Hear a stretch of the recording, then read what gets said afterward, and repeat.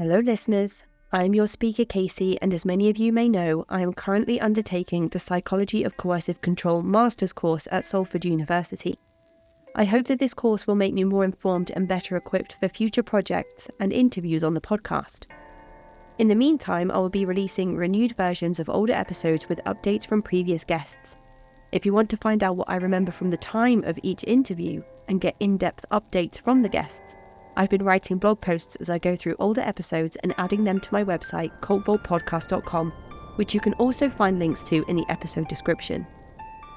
You can find links on my website for support on navigating recovery from cultic abuse, to learn more about how to help a loved one, or become more informed about the subject of cults and coercive control.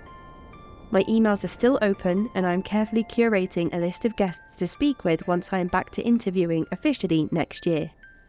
You can find me at cultvaultpodcast@gmail.com if you'd like to get in touch. And now, on to today's updated episode. So hello, Bob, and thank you so much for joining me on the show today. We're going to be looking at something which I haven't covered on the podcast before, and a lot of that is going to be the effects on parents and loved ones who have a family member that goes on to join a high-demand control group. So would you like to start by introducing yourself to the listeners? Sure. I'm Bob Mena. My daughter got involved in a group called Ramtha School of Enlightenment about 30 years ago. She was about 16. She spent 10 years of her life there before finally leaving. And I have been since that time, actually since I was a kid, but really seriously in depth since that time. I've been researching different methods of manipulation and deception and how this whole thing works, or trying to, and the differences between different organizations and how prevalent it is or not. And this research that you've done independently, have you focused that towards anything? Have you compiled anything, put anything together with that research? Not yet. It's what I'm trying to do right now is fairly big, because it's basically about influence, and influence comes in so many different types and so many different ways. And what I'm trying to do is piece together now the change that technology has made in the way that influence, which already before the technology, influence could be applied instantly if you know how to do it, to get people to change their behaviors. But now with the technology, it's almost like anybody can do it. Well, it's interesting that you say that, because you can have a job as an actual influencer on things like social media. Yes, you know, that can be just a totally accepted state. They're like, please influence me.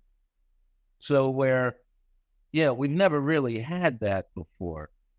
That type of, and I don't think people really realize the extent to which they can be influenced, and how they can lose track of when they got influenced, and how it works to make them believe that they are their own influence, which they do become, right? I mean, ideally, that's what happens. They become their own influencer, and that influence doesn't have to be as strong anymore.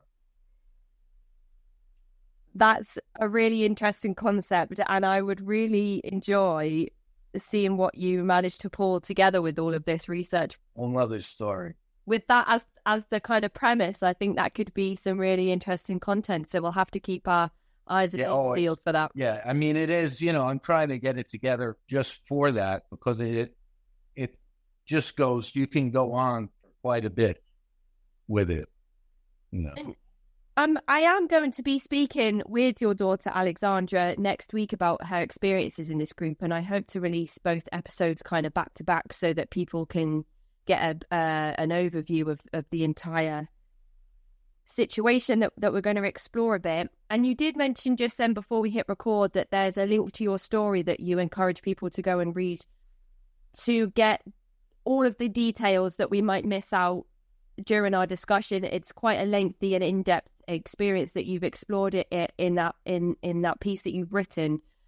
So I'll put that in the episode description for anybody that wants to go and have a look at that. Strongly advise anybody that's interested in Bob and Alexandra's story to just go and have a quick read of that, so that you can understand all the tiny little pieces that added together to result in Alexandra becoming so immersed in the group that she became involved in.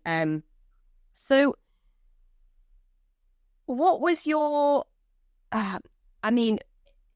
when people go and read that link, they will get all of the information. Hopefully we can summarize some of it in the episode for people that might not have the chance to go and read it.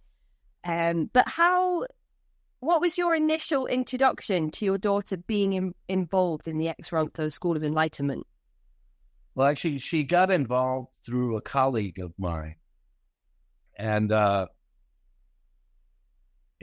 in the beginning, I didn't understand what was really happening or going on. It really takes a long time. Even the short version takes maybe 20 minutes or a half an hour. But that's what that read is about. I finally decided just to put it down so people could understand how she came to meet him and leave and go there and what took place. But what happened is she was underage. She was 16, basically got seduced by this gentleman who was in Ramtha's School of Enlightenment, and he brought her out there to, become part of Ramtha's School of Enlightenment, which she could not at first. So he had his own small group of people, maybe about 6 or 7 people. They all lived together. And he was basically the controller of those people whenever they're not around Ramtha or JZ Night, who is a channel for Ramtha. So, and I was actually more concerned about that relationship like that because I understood how tightly controlled it was than her joining Ramtha's School of Enlightenment. But that's how she got up there. Once she got up there, she finally did go to the school. I think I gave her the first winter up there because I figured, if she makes it through the winter, she's going to probably stay there for a while. And when she did, I made the decision to give her permission to go to these events rather than have her completely dependent and only around the people who were in the house. And so that's how she got involved. Right. Okay. And this person that introduced her to the Ramtha School of Enlightenment, what was that person's name? His real name was Charles Williamson, but previously he belonged to Rajneeshpuram. And so Rajneesh had given him the name of Bodhananda. So he went by the name Bodhananda or Bo. Most people called him Bo. Right. And I'll call him Bo from now on. Mm-hmm. And we were both models in the modeling industry. Mm-hmm. And he had a condo on the east side of Manhattan, which he sold and gave to the group. To Rajneesh? Yeah. Okay. And he was pretty sold on them, when we were working together. And I didn't know until later that he had joined something else. I never went up. He always wanted me to go up there. And I never wanted, it wasn't interesting for me. And something interesting that you said to me before we hit record is that a lot of these people that were following Bhagwan Sri Rajneesh did go on to join the School of Enlightenment after the Oregon ranch fell apart. Yeah, I mean, that part's pretty interesting. I mean, I can sort of see why, because with Bhagwan, you had the male influence of Bhagwan, and then you had Sheila, who was his secretary, who was almost Jay-Z Knight, who channels Ramtha, has modeled herself sort of after Sheila, because Sheila was though she was attractive and everything else, she was a very foul-mouthed, it wasn't, for a spiritual person, you wouldn't expect them to be using the language that she would use and, fuck them, do this, whatever. And so I think Jay-Z modeled it. And personally, I feel that they sort of realized that they got 2 for 1 here. It wasn't a matter of having to deal with Bhagwan or Sheila. They have, within the one person, Jay-Z Knight, they have Jay-Z and they have Ramtha.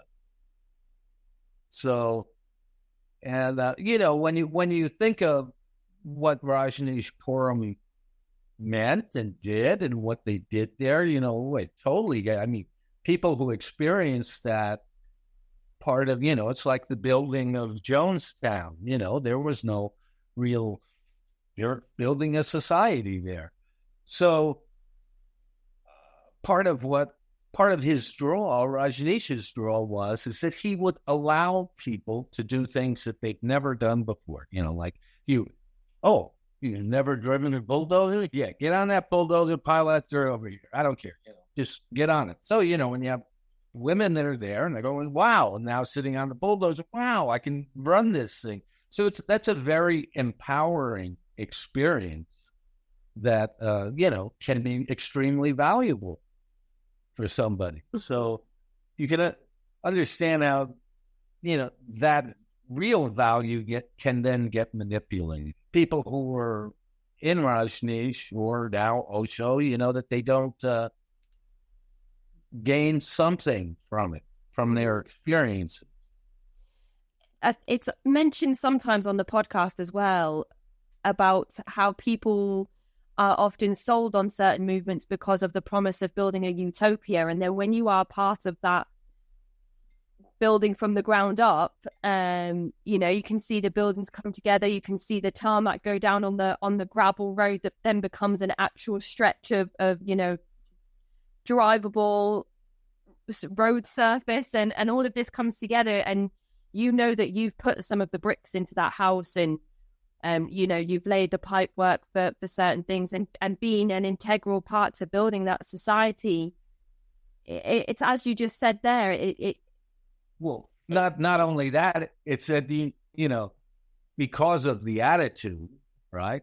You bypass the building permits. You bypass the law. You bypass this. You bypass that. There is no person that has to decide or vote or nothing. It's just like go do it. So these things can happen very fast in that type of environment.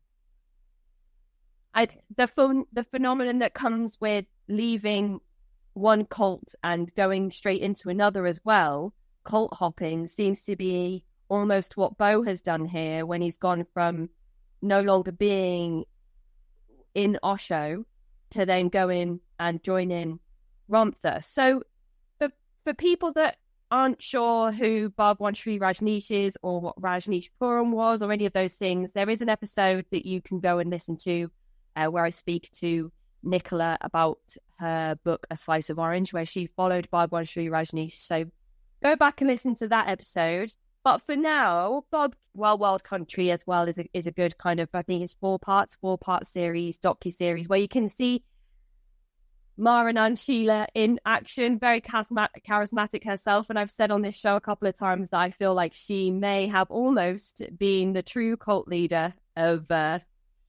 Oh, yeah. No, it's very common to have separate sort of, obviously he's the figurehead, but, there's always someone who's the right-hand person, and, they have to, basically because there has to be a fall guy. Yep. And I think you can see in the documentary that is what happens when he stands up and says, it was all Sheila, it was nothing to do with me. But for people that have never heard of this movement before, can you briefly tell us what is the Ramtha School of Enlightenment? Well, of course, someone from Ramtha's School of Enlightenment would, probably question me what I'm saying about what it is, because you never went and you never experienced it, quote unquote. But basically, it's a system of belief that, number one, you are God, which comes from, historically the Gnostic traditions just around, the turn of AD, right, where the ancient mystery schools transferred some of their beliefs and systems into Christianity. And that was like the first cult of Christianity for the first 300-400 years, where people thought that they were God themselves. And so she basically uses that and goes back in history like, we're doing the real deal here. We're not doing the new stuff. And then being taught by this creature who she channels, though she was not there was, I don't know if you're familiar with Seth, the channel Seth pretty much predated her. There was a woman who channeled an entity called Seth. Oh, I'm sorry. I thought you said Set then. I was thinking, I know Set and Horus of the Egyptian pantheon, but then we're talking about... Oh, no. Okay. Right, but it was supposed to be a consciousness or whatever that she was. Okay. Right. So J.D. Knight's story is that at first she'd playing with some pyramid in her kitchen, trying to get pyramid power, put it on her head. Next thing she knows, this copper-skinned, 9-foot-tall warrior appears in her kitchen. She didn't say if he hit his head or anything, or if the ceilings were 8 feet high, but these are her description, and, told her he's come to, bring her out of the ditch, he said. And so basically that's how their communication started. And then he told her eventually that she needed to start a school and he would be teaching it. And so that's what happened. So she would give these classes where she channels Ramtha for hours and hours. She started out in the 70s. Actually, she started out, I'm fairly certain, as a church, the church I Am, before she went to a prophet school, probably because for some reason she couldn't maintain non-for-profit status. She had a Hollywood following. She had Shirley MacLaine, Richard Chamberlain, a bunch of actors and actresses. Linda Evans is still an acolyte of hers. And so, she developed a following. She was a marketer. She's very slick at how she, gets people together and moves them. And she developed this school, had a variety of exercises. A lot of it had to do with, like the mystery schools, about not using your senses. In other words, if your senses are shielded or not in use, then that allows your consciousness to do things that you wouldn't be able to do if they were all working together, so she says. And so during those exercises, a lot of the students spend a lot of time blindfolded. And, you have to try and find things blindfolded in the crowd. They're very arduous and frustrating sort of exercises and some people win and some people lose. And if you win, you're all happy. And if you lose, you're doing something, you just figure you did something wrong. You didn't do it right. And so, you're constantly put in that, I'm great, or somebody's great, and, somebody's not. The experiencing is being manipulated for you. The whole milieu that's going on is being manipulated for you. It's a magic show, but you are part of the show. You're not the audience. you're actually part of the show. And you're speaking about these experiences like you've had firsthand experience yourself. So if people don't have a chance to read your article, would you like to tell them a little bit about your personal experiences, or would you like to leave that for now? I'd probably leave that for now because I'm sure people would have questions, and I think it would be, better maybe at some point, you can have a question where people are actually able to allow questions because, especially in my case, because it was very atypical that, just atypical for the time that I was affected, in the length of time that I was affected, but the degree to which I was affected and how, because of the degree to which I was affected, enabled my daughter to become involved in the group. But so, I mean, I guess that it boils down to basically for me, and especially with Ramtha and JZ9, that she's simply a con artist. She just has a good game going. She's very good at it. She knows how to manipulate people. She's an excellent opportunist. She can pick up anything and change it. And I know because I'm that way myself, so I recognize that part of it, and that doesn't mean that you always have to, even if you know how to do it, doesn't mean that you go and do it. As I showed you before, I'm an amateur magician, very amateur, but I know more than I can perform, because I'm not willing to put in the years and years and years for the performance. But I understand what it takes to build the illusion and why it works and how it works. And so basically you yourself having a career in modeling as well, you probably understand like having to sell yourself in a certain way. So of course, when you say you recognize the signs, then you can tell when somebody's trying to sell themselves. You would think so, right? And I would have thought so that I couldn't have ever been touched by any of this.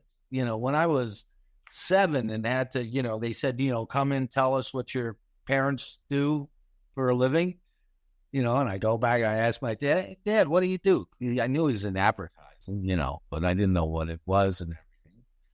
I know he was the original madman, and he just said very simply, he said, I get people to buy things that they don't know that they need yet. And that just spun around in my brain. I remember going like, that's amazing. That's really possible. You can really do that. And so I would start, just seeing, if I could tell a story, get somebody to believe it, whatever.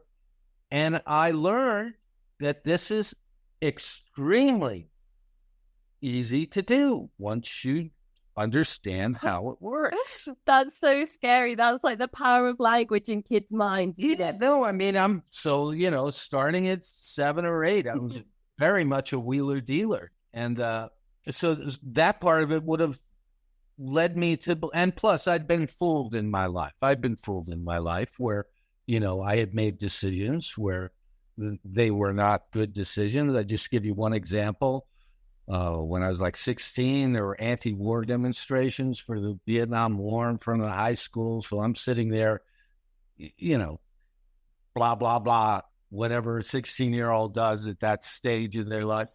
And some girl came over to me who was very attractive in her early 20s, probably, said I spoke well. And, they're having some peace rally in Washington, and did I want to help organize the school? And we went home to her house, had some fun, and then next thing you know, I got a phone, and I got an office, and I get maybe 200, 250 people in the school to go down for this peace rally, which, was billed as Students for Peace or whatever. And when I got down there, it was the Socialist Workers' Party. Oh, And so immediately I knew I had been, honeypotted, basically. That's the term. And, I tried to tell my friends, and they're just, well, no, we're having a good time, but what the heck, a few of them got it. But, after that, I just realized, I said, I have absolutely no idea what I've brought these people into, because it's nothing like I thought it was. mm-hmm. So they're not informed at all. And, even today, I still wonder, what the effects might have been on those people's lives that I led them into that situation. Mm-hmm. So even though you have had experiences in your life where people have not revealed the entire truth, or they've been misleading with information, or they've restricted the information to manipulate you into making decisions and taking certain directions with things, that hasn't stopped you from falling into the trap of it happening again, which I think is important to point out, because there may be one or two people listening where that has happened to them themselves as well. And I think there's often the stigma of self-blame that comes with a lot of these situations. And it's important to mention that if that has happened to anybody that's listening, they're not the only person that's gone from one situation of coercion or manipulation into another. I believe that there are a lot of very clever people out there that do have very meticulous ways of changing the way we think and feel about things, and making us do things that we thought we would never do. Unfortunately, sometimes we just cross paths with these people who are just basically trying to gain something personally, whether that's financially or sexually or just for their ego. Well, that's it. In the financial world, there's always talk of the greed gland. In other words, if you can speak to somebody's greed gland, that's how you're going to get them involved in an IPO or whatever for the big money. But there is a greed gland, and it's not just financial. It can be for power. It can be for wanting to feel part of something. It can be for, almost anything. Every person and it can have it at a different time in your life. So if, a con artist or a good salesman, knows how to find and then practice manipulating your greed gland to see what is going to work the best. And once you're gone on that, it's very hard to turn around, or it's very hard to turn around and say, oh, I made a mistake. And most people, can look at that at other things in their life, like, you go to the thrift shop or you go to a garage sale, yard sale, and you buy something. You think that you're getting this, I know what this is, really. This is, and I only got it for, $5 or $10. And then you find out it isn't what you thought it was, it's not worth 50 cents, but, you don't tell him. Or you might have gotten something you really liked and you overpaid for it just because you really liked it. But if your friend says, oh, how much did you pay? And you paid $20 for something you knew was worth $5, you say $5. You don't say I paid $20 for it, because you don't want to admit that you got fooled, even if you did. So I think that's human nature, and that's what is basically used against people, is their own susceptibility to human nature. And I think that that's one of the things that when a person leaves a group, it can be difficult for them to regain their human nature. And something you mentioned before that I thought was quite interesting around the event that you set up with the honeypot scheme with the lady that you were involved with at some point, was that you were at an anti-war rally, anti-war campaign? I was just standing in front of the school and people were talking and shouting and everything else. And I was spotted and I was picked out. Mm-hmm. And I was, worked over. It's a technique and it's a method. And it's very acceptable from that type of the world that goes on, that this is how you get things done culturally.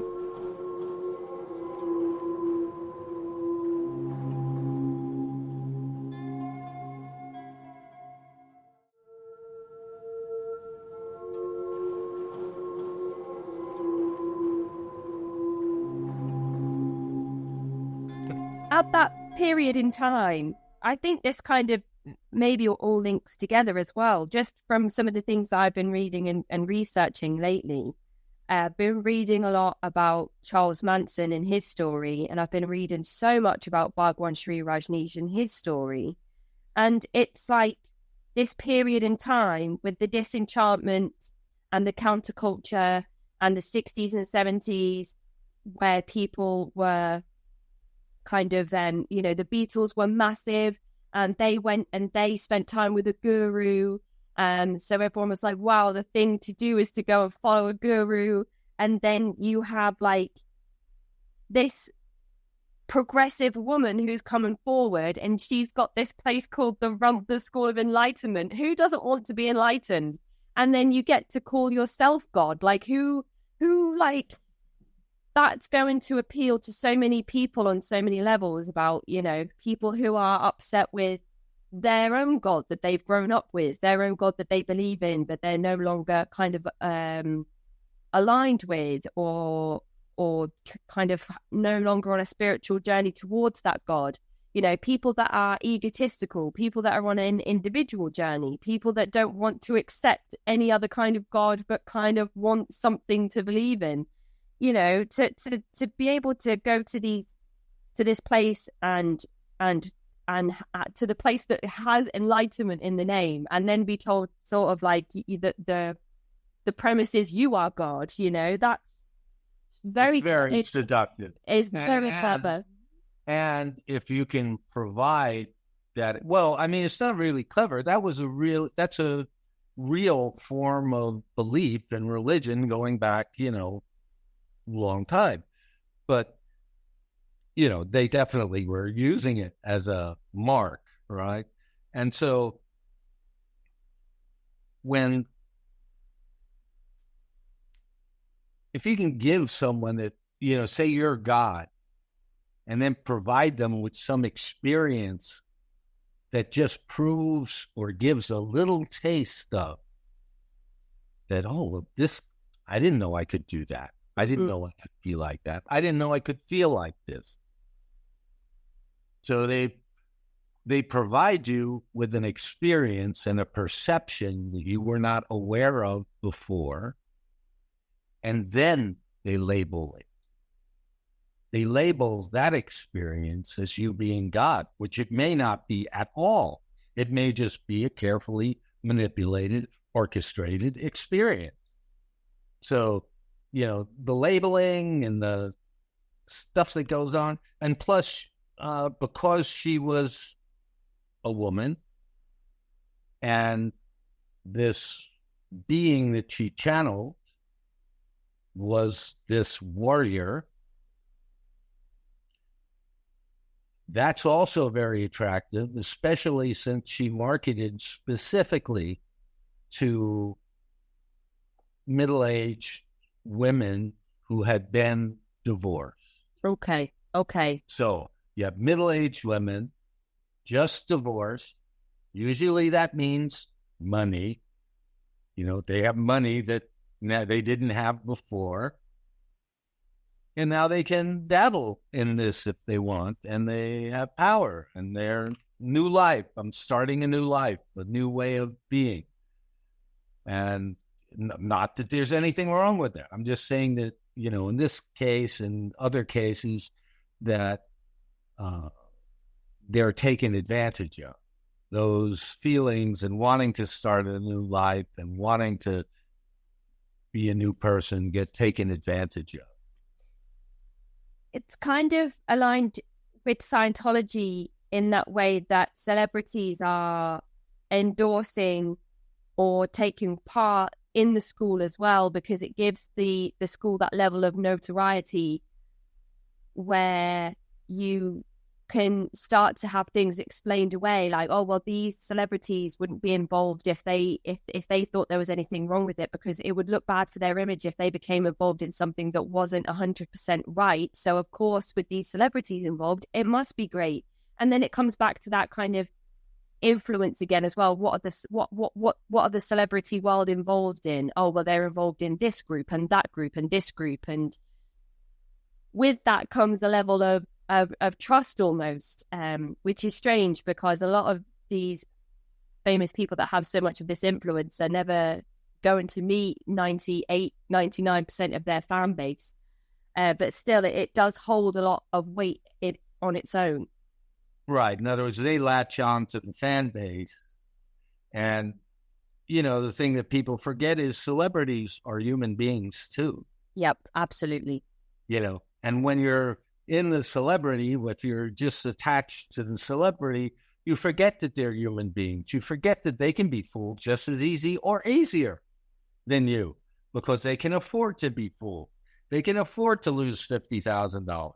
Maybe the housewife can't afford to lose 25, but that's something that can keep them engaged. Plus, they get treated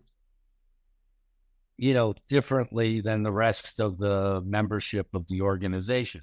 Though, when they want to, they will use the celebrity as a message giver. In other words, let's really rail on the celebrity. Let's debase them. Let's degrade them.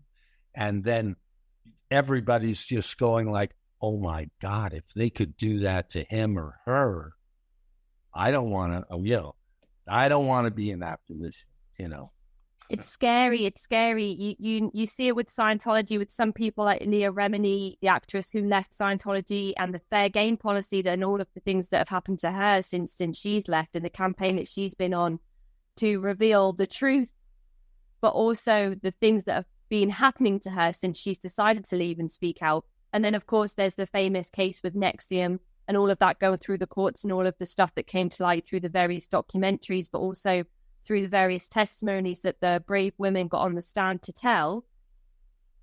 Both of those organizations have celebrity affiliations that they do use to...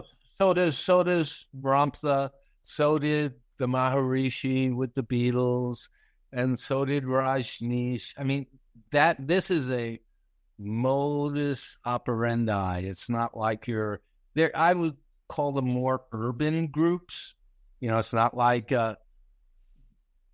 you get somebody from Idaho interested in it, though now Jay-Z Knight has latched on to the QAnon movement. So she has merged, through them now. In other words, that's a celebrity she's gone for. She's switched parties, and but that's just what she does. She knows that she can get a group of people that they believe in a lot of the same things that she professes. Conspiracy theories, and unfortunately, the media doesn't help at all, because the media portrays those people as crazy nutters, conspiracy theory, and they forget to mention that many of these conspiracies that they're speaking about, I'm not talking about the baby banquets or whatever, but many of the conspiracies that they're speaking about are absolutely real and have absolutely been documented. And so it's not like these things don't exist. It's just how to, if you want to study these things and what they do and how they exist and what influence do they bear on society, on your life, that's a very interesting topic. It doesn't make you a conspiracy theorists. But part of bringing that stuff into it, the group leaders know that this will help alienate the person from people who think, hey, they're just nuts. How can they possibly believe that? And they want the alienation. And the deeper the alienation, the deeper they can drive them into the conspiracy theories. And most of the conspiracy theories are not something that, it's going to be a beautiful world with rainbows and unicorns.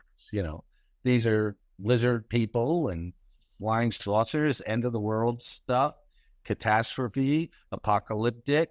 Mm-hmm. And so when you have people responding to fear, it's a primal response that we all should be able to respond to fear. But in a lot of these groups, if you're exposed constantly to fear, and the only place where you get any relief from that fear is, in their case, well, you're learning how to be God. So you will control these things. You will control all these events. And that's where it's clever. Yeah. So, and it's very difficult to get the public at large to kind of understand how this works, because most of the media is driven on just the salacious and experience, the tragic experiences that some people go through, and they focus on all of that. And so people just kind of think that, oh, okay, I know what that is. Yeah, sure. Someone getting branded. I'm in this group. They're not branding anybody here, Mm-hmm. Yeah. Or they're not blindfolding me here. Or they're not making me do this here. And, there's always this image that you have of, being forced or controlled. And that's part of the education that has gone on about cults, is part of that helps further that sort of thinking. So for me, this is a difficulty. How do you talk about It's impossible. influences that we're all exposed to every day? I mean, and sure, a cult, you shine the light on the cult or group, and it's easy for everybody to go, oh, yeah, I see how that happens. But it's like you said with your father and the advertising, though. Even that is a way that people are manipulated every single day. I can't watch a 5-minute YouTube video with my son without having to skip or being forced to sit through 10 ads or join YouTube Premium. And what you said about people claiming to be conspiracy theorists without actually studying the theology of conspiracies is so interesting, because things like MK Ultra that have been proven to have really happened, that were a conspiracy theory at the time, that have been proven since to be fact, that humans were experimented on. And then for people to use that as a way to explain their own doubts away, like, well, MK Ultra happened and it turned out to be real, so why isn't this real? Why isn't all this stuff about Hillary Clinton real? Why isn't Trump our Lord and Savior if MK Ultra really happened? Like, how do you know? Everybody said that MK Ultra was a lie, but it turned out to be true. So, well, I mean, that's not even, it turned out to be true, and we've only had access to 10% of the materials. Yes, absolutely. The rest has been destroyed. I mean, one thing, a lot of groups came up around the same time that the Church Commission was exposing the experimenting on subjects. And then, you have Leo Ryan going down and getting killed because he was on that committee. And I always say, and then they, shut down the budget for those types of things. But I always say, like, what do you think they did? You think they really, I mean, if you know anything about the intelligence world, they don't just stop. You don't flip a switch and they stop what they're doing. You know, these are find a better way to do it. Now, and there's pretty good evidence to show, you know, how they were involved with the putting out drugs and stuff and, you know, trying to set up people that were against the government and the Panthers all the way through to Patty Hearst. And you have this confluence of things happening at the same time. Now, I'm not saying, you know, though it may be possible somewhere, somehow. I'm not saying it's, you know, intelligence agency starts a cult to proceed with experiments. But it sure would make sense to me if I were going to be experimenting and I'm no longer allowed to experiment on prisoners, soldiers, mental patients, because they're already hip to that we've done that. And they're on the lookout for that. Where would I go? What better place to go but a place where everybody thinks the people are crazy anyway, aren't going to believe anything that they say, if they do say it, and just pick out, you know, 4 or 5 people here in this group, 10 people in that group, and just study how this actually works. What is the best way? It definitely is a rabbit hole. And it's interesting to think about how you said before, I never thought I could be introduced or coerced into a group like this one. But then... Well, I didn't, you know, that's the thing. I didn't get, the thing that was funny with me is I didn't get coerced into the group. I didn't believe the group's doctrine or philosophies. I understood it because it was stuff that I'd read about, you know, a long time before. But because of the specific situation and the things that were involved, it involved some very strenuous physical exercise. And so because of these 3 things together, that my connection back with Bo, and going back to doing these exercises with him, that's not a normal situation. I mean, normally nobody would be in that situation unless they were a prisoner, you know, because these exercises actually brought you to a state of being completely helpless. And that was their purpose, you know. So on one side, you've got people who say, I could never be drawn into a group like that. And then on the other side, you've got conspiracy theorists who don't trust anyone and say that everybody's trying to bring me into a group like that. And then you've got these other groups like this one that Jay-Z Knight runs. You said that there were sessions where there were physical activities that you were encouraged to endure that pushed you to your very, very furthest physical limits. Okay, wait. But the exercises that I was going through with Bo, right, which had, I guess I have, that's in the story, but I'll briefly go through that. So I used to take self-defense classes with Bo, right, from another teacher. Okay. They were very intense. It was all about being able to find out where you stop yourself physically because it either hurts or you think you can't go any further or do it more. And so you would constantly be bringing yourself beyond these places physically. And then you're exhausted. You're done. So only in the sense of the exhaustion part of the exercises was what really made me susceptible to imbibing some of his philosophies without doing it consciously. This is the leader's philosophies, not Bo's.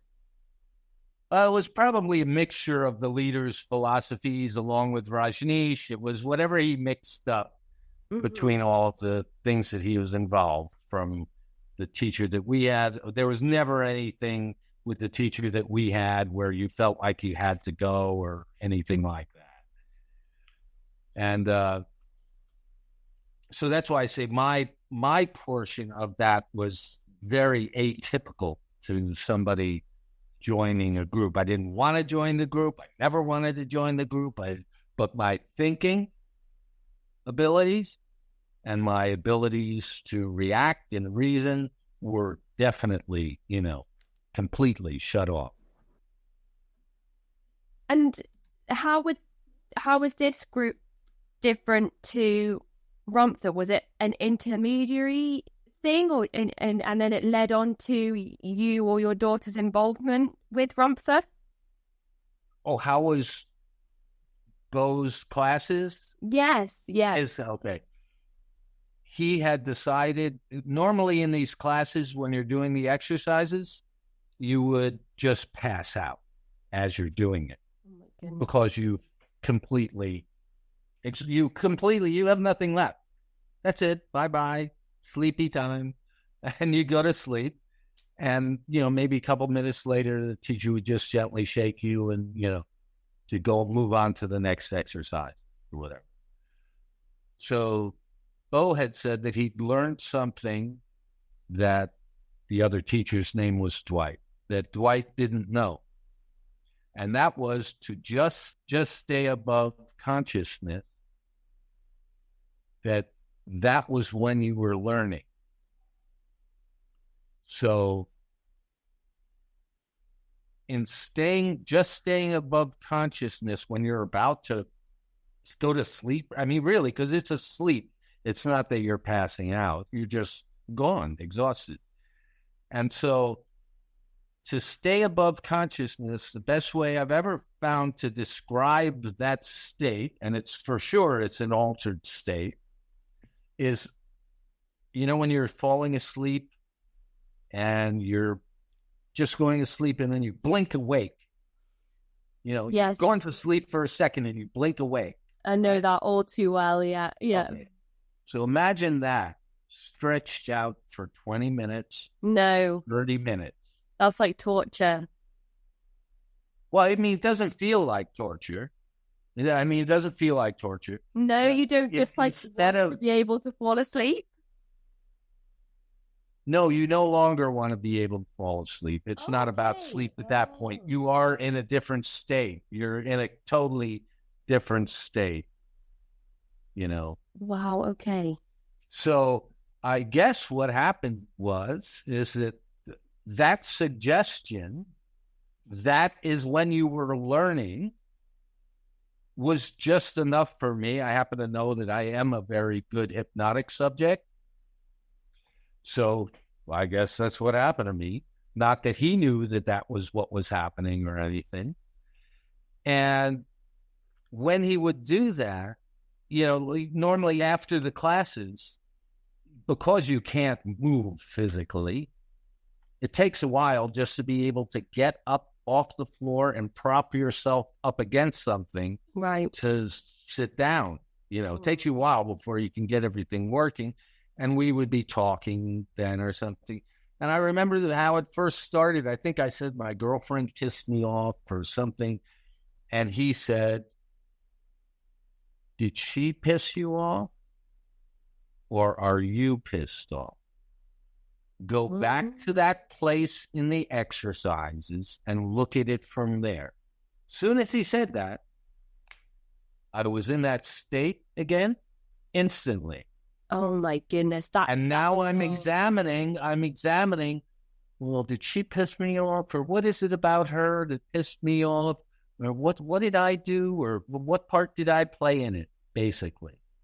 Wow. So what ended up happening is I ended up in this state where anytime there was any sort of strong emotion, or decision or judgment I had to make, it all got inverted. So I looked at myself. So I'm going like, why? Why would I do this? And so my girlfriend at the time, who was also being recruited into another cult, which was the Siddha Yoga group. Mm-hmm. And so, she was telling me that, I'm acting funny, and she thinks it has something to do with my, taking these classes with Bodhananda, and I'm going like, you're crazy. What do you got to be kidding me. But that's actually exactly what happened. And that I was not responding. I wasn't empathetic. I wasn't, I was absolutely detached completely and totally looking at. And when it came time for my daughter wants to leave school, or first I found out that they were an item, her and Bodhananda. And immediately it was like, when you find that out, this 40-year-old guy seeing your 16-year-old daughter, mm-hmm. You freak. And I freaked for a millisecond, just like a millisecond. And then all of a sudden it's like, well, why does this upset me? Because he's so much older? Or is it because he's black? Or is it because this? And I'm not addressing the real situation at all. So this Bo, he's followed Rajneesh. He wants to join Ramtha, but he can't yet. So in the middle, he's created his own group, which you... No, he had joined Ramtha already. Right. So he's been with and followed Rajneesh. Right. He's joined Ramtha, and he's created his own group. Yeah, which is comprised of also ex-Rajneeshis. Right. Okay. Was there a name for this group that he had? No. Right. So the house. It's. I mean, he would never say that he had his own group, because that would have been going against Ramtha's teachings or whatever. But actually, he went against Ramtha's teachings anyway, because he wasn't supposed to be showing my daughter any of these techniques that she uses. I can't. This is so. He goes on to create his own group that's not really his own group, but it kind of is. And you're going along to these sessions. Your daughter ends up joining you because, and I know this from kind of listening to your other coverage and reading your story and being on your forum and whatnot. Your daughter sees a change in you. She's curious. She's interested. She asks to come along. You say yes. You can't remember attending any sessions with her, even though she can remember that, because you're so detached from all of the things that happened during that period of time. People can go and I do implore that you go and read Bob's story. But then he phones your house and your daughter answers. She says, oh, my dad's not here right now. He says, actually, it's you I want to speak to. I'm attracted to you. I want you to come and join me. I'm sure that me and Alexandra will talk about the specifics, but a series of events do lead her to go and join him. So when you have that initial seed of, oh my goodness, this can't happen, but then you start to explain away those things because that's what's been happening to you systematically for that period of time. It's like hypnotism and grooming. It's like he's groomed you in order to be able to... I'd love to be able to say and blame him and say, yes, you did that. You did that. He has no idea what he's doing. He is just mimicking behavior. I prefer to describe it as it's as if it's a mind virus. So he doesn't realize he's sick. I'm saying sick in that sense if you look at it like a virus. He doesn't look at it like he's infected. He doesn't know that he can infect other people. I don't know he's infected, so I take no precautions. Right?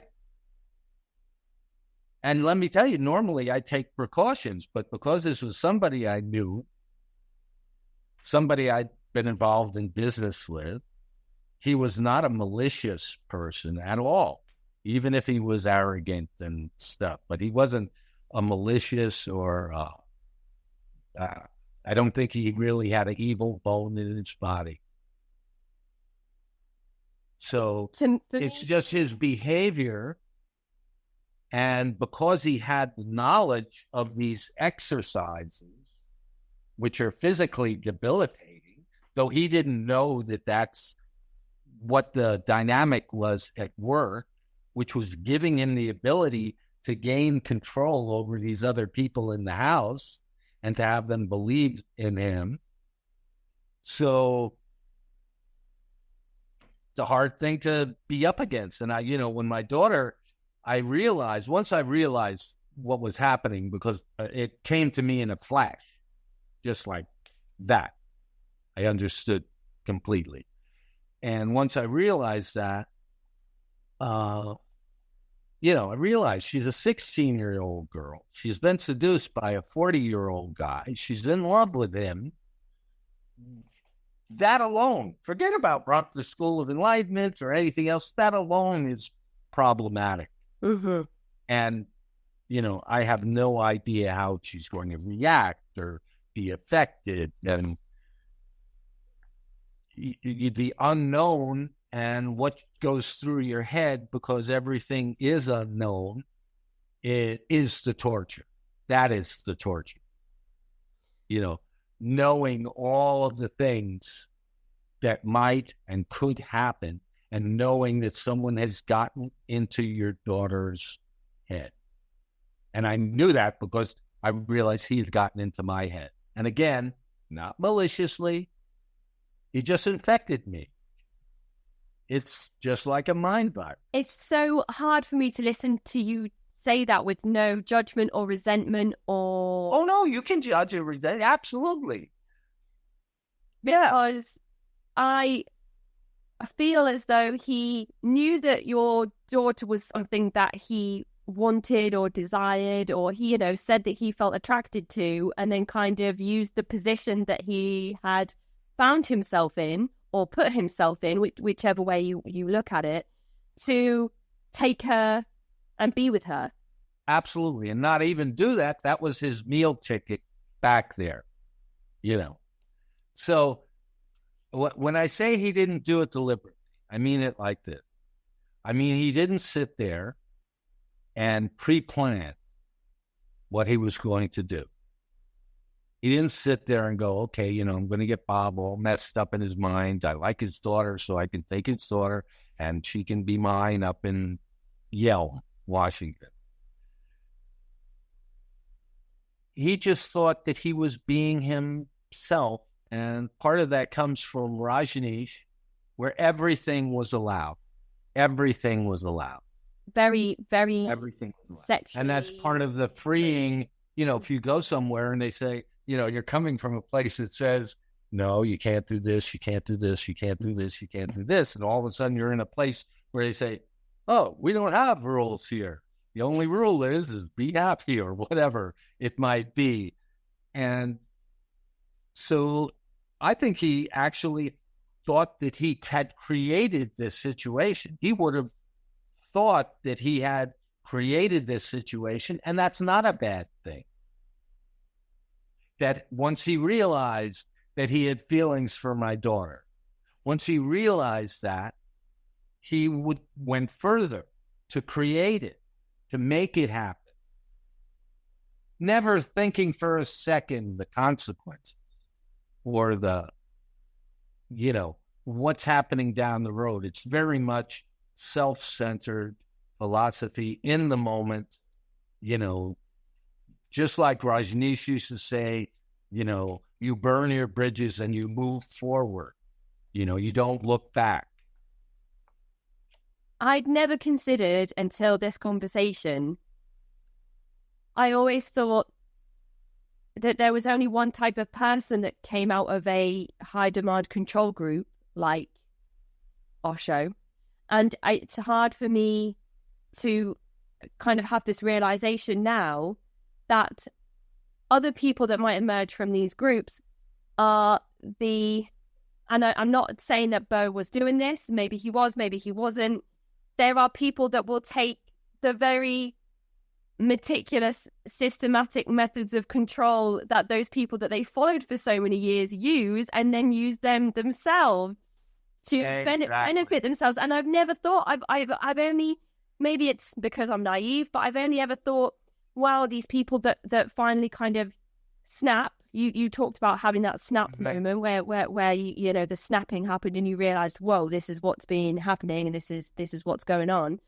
I've only ever thought, wow, people that have that snap must have to kind of go through so much unscrambling and put their kind of thoughts back together and maybe seek professional help through therapy and going through years of trying to understand their trauma. Never once have I thought, wow, there could be predators amongst these people that follow these people and use them as examples on how to then implement those same systems into their own lives. So I'm having like a realization right now in this moment, and it's quite a profound thing, really. Yeah, I mean, nobody's really, and that's part of the thing, you know, everybody makes out the groups to be, you know, the bad and the good and the evil and all the terrible things they do and everything else like this. And they don't really understand that the public don't, you know, people who study this stuff do, but the general public don't really understand how basically easy it is to just fall into something. And if you're fall into something where someone manipulates you, even if they have just learned manipulation, just like I did as a kid. I didn't study it. Yeah, I'm studying it now. You know, I study it now, right? But I didn't study it. And now I'm learning all about the things that, you know, I just did and knew how to do and, you know, managed to be able to get over all the time and do it. It's the same way. You know, they provided I mean, I grew up in an environment, you know, in the time period that I grew up in, the counterculture, it was the same thing. The whole culture was do something new, reinvent yourself. Wow, yeah, tune in, you know. I can't even imagine being alive in a time where maybe we're in that time again, you know. People keep saying it and maybe we just can't see it for what it is, but yeah. What a change in dynamics and free thinking in society and everything during that period in history, just like nothing that's ever happened before. Every time I read something new about it, I'm like, wow, that's and I think people, you know, in a way, people want to recapture that, and sometimes when some of these groups sort of try and reinvent themselves of that era, and you know, that's who they're marketing to. So they get a lot of the people who knew about that era, and it's, you know, refreshing for them to be involved in that. And the younger people, of course, want to be in that era because they know nothing about it, only what they see in the news or film clips and documentaries. And they wonder like, wow, how could people actually do that and get, you know, and they forget, you know, they were you know, everybody thinks it's so bad today, but let me tell you that, you know, back in that time, there were bombings once a week for years. Every year, at least once a week on a plane, kidnappings, hostages, and every single week, you know, it was happening. And today it's like, if that was going on today, I have no idea. And that all of the most infamous cult leaders and serial killers throughout history mostly existed in the 70s as well. So that shouldn't be easily forgotten or overlooked. You know, when you think about some of the most heinous crimes that have been committed, especially in the West. I think that some of the most heinous crimes that are committed, we will never know. That is also very true. The majority of them, we will never know. And, you know, I think it's like a false security that, you know, we all want to follow the trial on this or the chase on this. And, you know, somehow we think that it's a contest or a game. We want to be told the story. And, rather than getting news these days, we get stories. And the story is whether, where did this person go? They escaped, and now we're following them. How are we going to find them? And is this person dead? And didn't they kill this person? Or, how did it happen? And next thing you know, it's a big story that you're watching for 2-3 weeks. And then all of a sudden, it's gone. And there's another one. And everybody forgets about the one the week before. Yeah. And those may end up being our myths of today. I mean, instead of having the Norse myths or the Greek myths, I think they're pretty poor myths, when you compare them.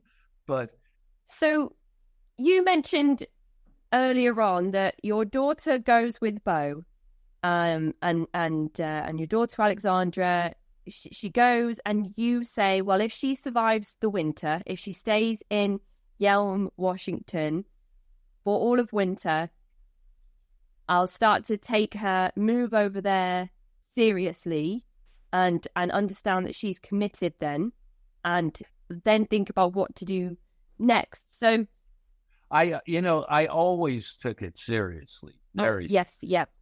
Because, I was more concerned with his control over her. Yep, sorry, that was a poor way to word it, and I shouldn't have worded it that way because you're her father, so of course you were worried and took it seriously. But after she stayed for the winter, you realised that this might be a situation that she remains in for a period of time after that. So talk us through that initial snapping moment where you kind of had the veil lifted and you kind of woke up, or whatever the expression you would like to use on that moment where you came to life and realised that maybe things weren't as you thought they were in your mind. Well, I had, as I said, each of these things there were like 3 major things. One was that she was an item with him that I couldn't react to at all. Second is that she wanted to leave school. And at that point, I really, even though I was going through the same thing, I knew that this was something I had to deal with, and this was not normal. I knew that this was not a normal situation.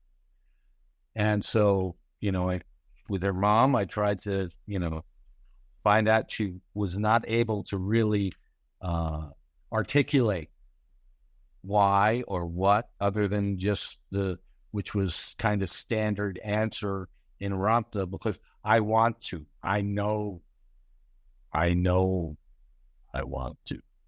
And so she had been cutting off her friends, and I hear her on the phone with one of her friends, and she was talking about another friend of hers, and she says, oh, I just hear it and see out of the corner of my eye, I hear her say, oh, she's just an angry person. And I had remembered her talking about this friend at the dinner table, and I remembered him saying, oh, she must just be an angry person. Oh, wow. And it wasn't only that she was using his exact words. It's that when I saw it out of the corner of my eyes, she used all of his hand movements and his inflections of his voice. 100%. I identified it right away. Mirroring him in every way. Yeah. And then I thought to myself, I go, oh my God. There have been times when I'm talking to my friends or my girlfriend about something, and I'm trying to explain something or my behavior or whatever. And I remember having these flashes that I had felt like the veracity of what I was saying was true, but I questioned myself why I hadn't used my own words. Oh my goodness. It is like hypnotism. It really, So when I thought that, I go, oh my God. And then I it was one of the first times, the first time in my life I ever started to journal was when my daughter came over to live with me. And then I have this realization, and I'm going like, if what has happened to me is what I think has happened to me, it should show up in my writing. And I looked at my writing, and within 2 weeks of taking the classes with him, overnight, not only the handwriting changed, the style changed, the personality changed. Overnight. That is so scary. Yeah. That was a terrifying moment. And it was terrifying just because it's like having ants crawling in your head. I don't know how to describe it. It's like something has gotten into you, invaded you, and you're dirty. You're not, it's like, how could, this the most sacred place, right? It's not your body, it's your consciousness has been invaded. And you realize that, you haven't been thinking properly. That's what's been going on. That's why you keep on having these feelings. And so once I knew that and how I had gotten involved in that, and I did at that time think that, the exercises had something to do with it. They had to. And so I just went straight to the library. I mean, she was due to leave in 2 or 3 days, and I just went straight to the library and read everything I could find on brainwash. She was due to leave to go to Yelm in 2 or 3 days? Oh, my goodness, Bob. Oh, my goodness. So I read pretty much, everything I could. Fortunately, I read Lifton's work first. Part about the, prisoners and everything, I totally got it. Pretty good place to start. How it happened, And, I was trying to get in touch with cult resources, and I didn't really get very good responses from most of them. Nothing that I felt very secure with. And I was also very head shy at this point because, like, who do you believe, right? Once something like this happens to you. And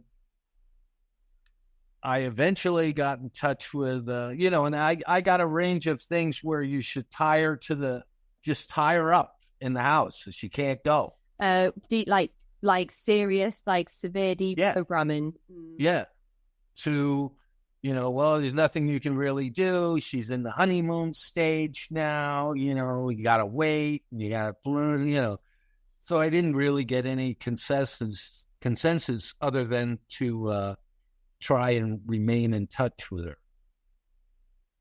So that's what I did. I kind of swallowed everything, because I knew I could tell by how he was talking and saying he was trying to set up some situation where there would be a break with my daughter, where I'd say, no, you got to stay here, or no, he's an asshole or whatever, so that he could use that.